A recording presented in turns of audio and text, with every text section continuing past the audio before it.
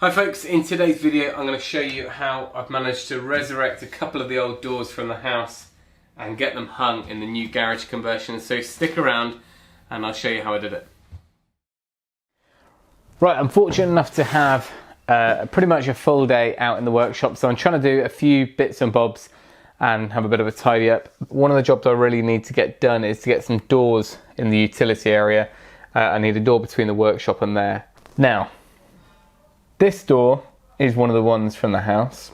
Don't know which room it came out of, but there's probably not a wall there anymore, so that's why we've got it.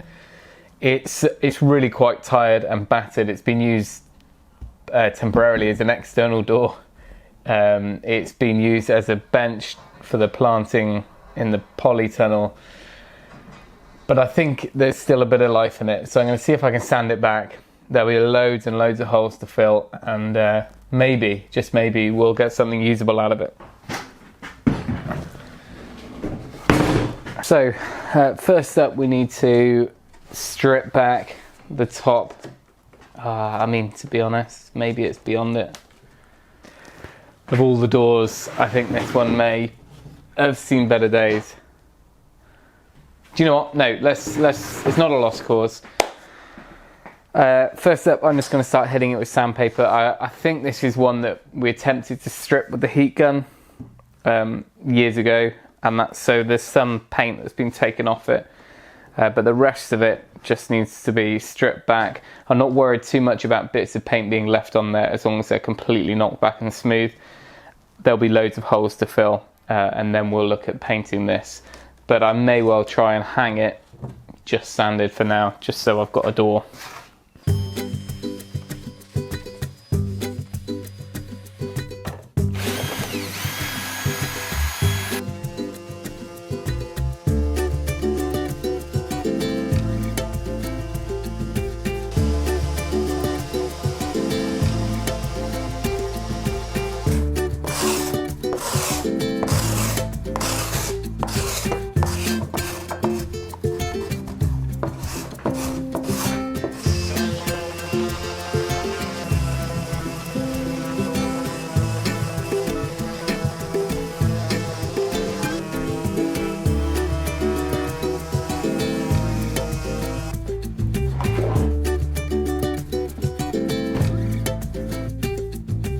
Now, I'd better explain what on earth is going on here.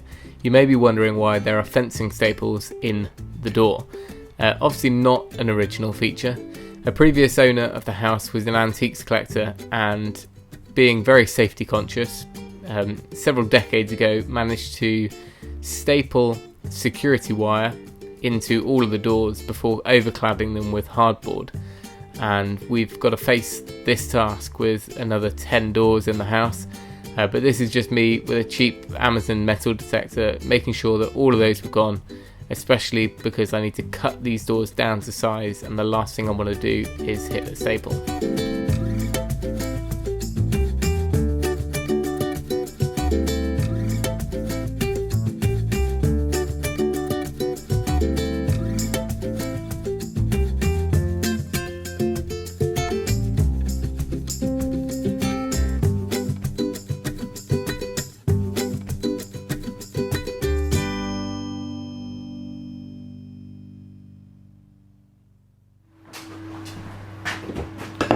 Alright, if you want to help,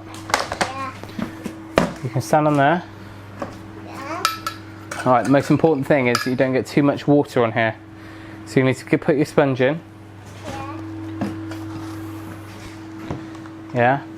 And squeeze it as hard as you can. And then wipe. Okay, and all you need to do is just, can you see there's some dirty bits on there?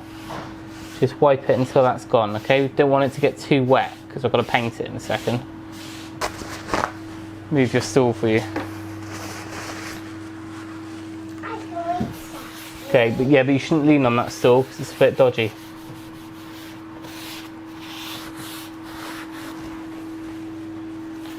Just try and get all this stuff. You can see in there? See all that dirt? Yeah. Use your point your finger into the sponge a bit, get the edge of it, and then go. That's it. See, that's nice and clean now.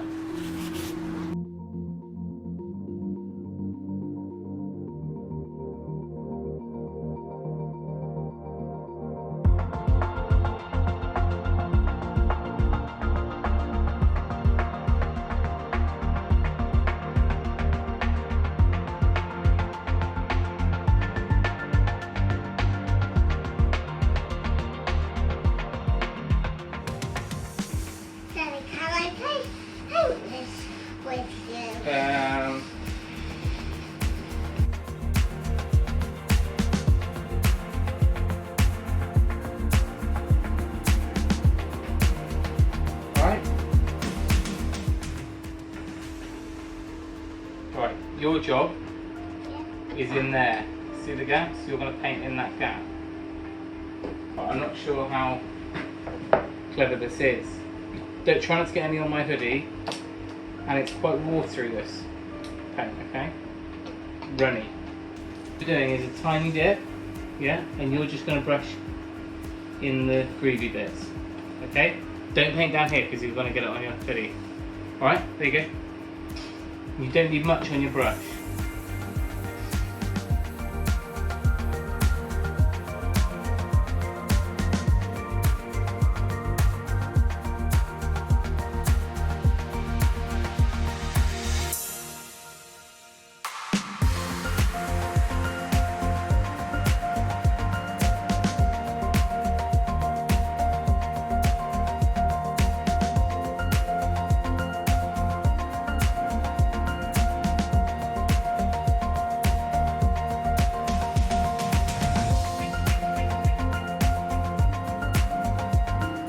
They've got screws in them, and then we're going to put the painted side on the spikes. Alright? I wasn't going to paint the other side, but we may as well whilst we've got wet brushes.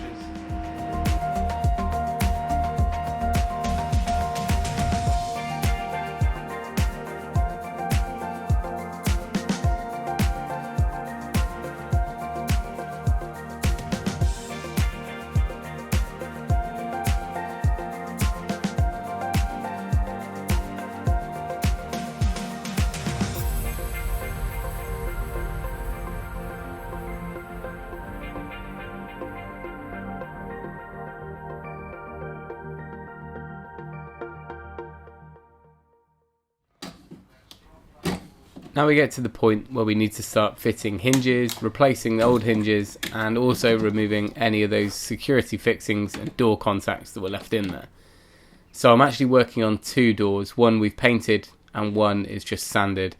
I wanted to get them in position and cut to size just to make sure I knew I was going to use them before I spent hours prepping and filling and sanding and doing all the stuff needed to make them worthy of being hung there.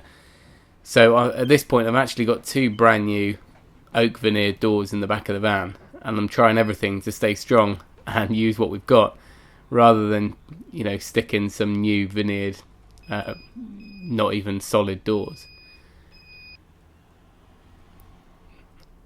As I went around I found more and more bits of metal in here, and this door in particular has to be cut down quite an amount on each side of the door.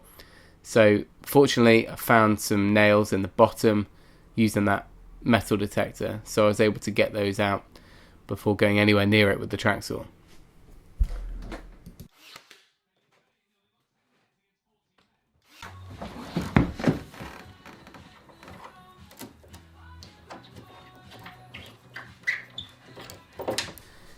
Now while I'm sure I could hunt down some exact size hinges, I already had these which happen to be the same width. They're just a little bit longer. Now they're probably a bit beefy for this size door, but it made sense to use what I had. So I extended the notch to allow for it. Also you'll find that the steel of the modern hinges is a little bit thinner than the old. So I managed to use some oak veneer that you might use to trim out the side of plywood or something like that. And I had that left from a previous project, so again two strips of that brought me up flush. Once I had the hinges in place, or at least cut ready, I then made a story stick just using a strip. I think this is some of the doorstop, and by marking on the exact locations of the hinges and allowing for a small gap at the bottom of the door, I can then just transfer that, so you're not relying on a tape measure all the time. You can just do it by eye and use that stick to transfer. And then I went about using just a sharp Stanley knife blade to mark out the edges, and I'd already set the depth of the router to the same thickness as the steel plate of the hinge. Now if you don't mind the extra bit of mess, this is a good way of just getting the depth cut perfectly. You still need to go back in to just clean up the corners, but again you can do pretty much all of this with just a router and a knife.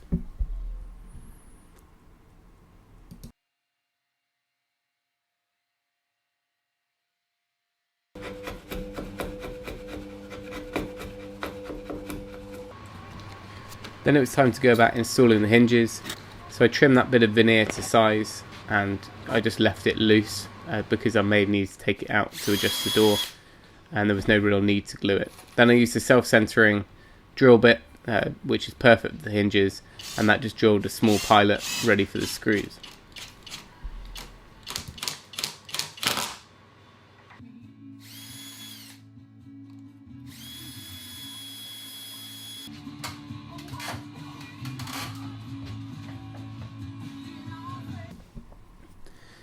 Now once I was lined up pretty much where I needed to be, I used some of the air wedges that I've shown in previous videos just to take it up a few mil and get everything lined up before I put it in place. Now we've probably got as good as we're going to get now. A combination of the lining being a tiny bit twisted on this side, which I've corrected now, and the door being just kind of a little bit twisted itself. I've managed to level it out, so we're pretty much flat all the way around. Does mean that my lining's come out a little bit up here, so I'll have to sort that with the architrave. But apart from that, it's looking pretty good. But it's all going to have to come off again because we've got endless amounts of filling and sanding to do. Plus there's a chunk up here which I need to replace and sort out. But apart from that, with a little bit more TLC, the door's going to be great. Architrave's going to be a bit annoying because I'm going to have to source out that lining, which I've had to bring away from the wall a little bit. And of course it with the opposite on the other side. But we've got a working door, which is good. So there we go, that's one in place, and I've just got the other one to hang, but basically the same thing. I've decided to hold off on the other door until the next video because it's a little bit of a different approach. This is the door you saw me cutting to width on the track saw, but there's a little bit more to this one, so we'll hold out for that one for the next video. If you enjoyed this one, or if you've got any comments, give us a thumbs up and leave them down below.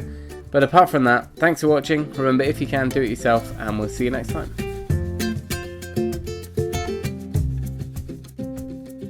And I've got no door handle, so we can't get in.